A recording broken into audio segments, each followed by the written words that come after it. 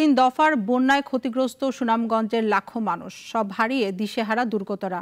1 মাসের স্থায়ী বন্যায় মৌলভীবাজারের দুর্গত এলাকায় বাড়ছে পানিবাহিত রোগ। দেশজুড়ে বন্যার পানি কমেছে, তবে ভোগান্তির সঙ্গে বেড়েছে অভাব। প্রতিনিধিদের পাঠানো তথ্যচিত্রে ডেস্ক রিপোর্ট।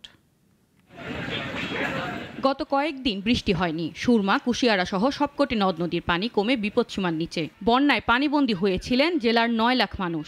জেলা সদর সহ 12টি উপজেলায় সরকারের তরফ থেকে বন্যার্তদের জন্য চাল, শুকনো খাবার, শিশু ও গোখাদ্য নগদ টাকার ত্রাণ দেওয়া হচ্ছে। এখনো 50টি আশ্রয় কেন্দ্রে 1681 জন বন্যার্ত মানুষ রয়েছেন। ভারী বৃষ্টিপাতে সুনামগঞ্জে নদী এবং হাওরে 2 জায়গাতেই পানি বৃদ্ধি পেয়েছে। বন্যায় মৌলভীবাজারের দুর্গত এলাকায় বাড়ছে পানিবাহিত রোগ। নিয়মিত পেট ব্যথা, ডায়রিয়া ও জ্বরে ভুগছে পানিবন্দী মানুষ। দেখা দিচ্ছে নানান চর্মরোগও। আমরা গরু পানি, বাড়েও পানি, আমরা পানি তো নেই, বেমার আছে। বন্যার জন্য ডায়রিয়া হয়েছে, বাড়ির পাশাপাশি বন্যা। ডায়রিয়া কম দেখে না।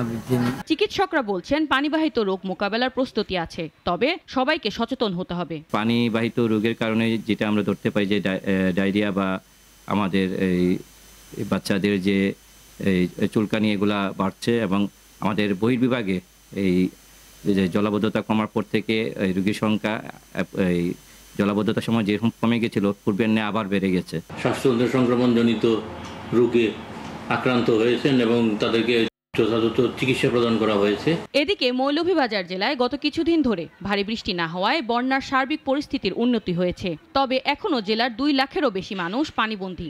আশ্রয় কেন্দ্রে আছে প্রায় 4000 মানুষ। সুরাইয়া আক্তার, নাগরিক। একমাত্র ওয়ালটন এসি দিচ্ছে 1 বছরের রিপ্লেসমেন্ট গ্যারান্টি এবং কম্প্রেসারের 10 বছরের গ্যারান্টি।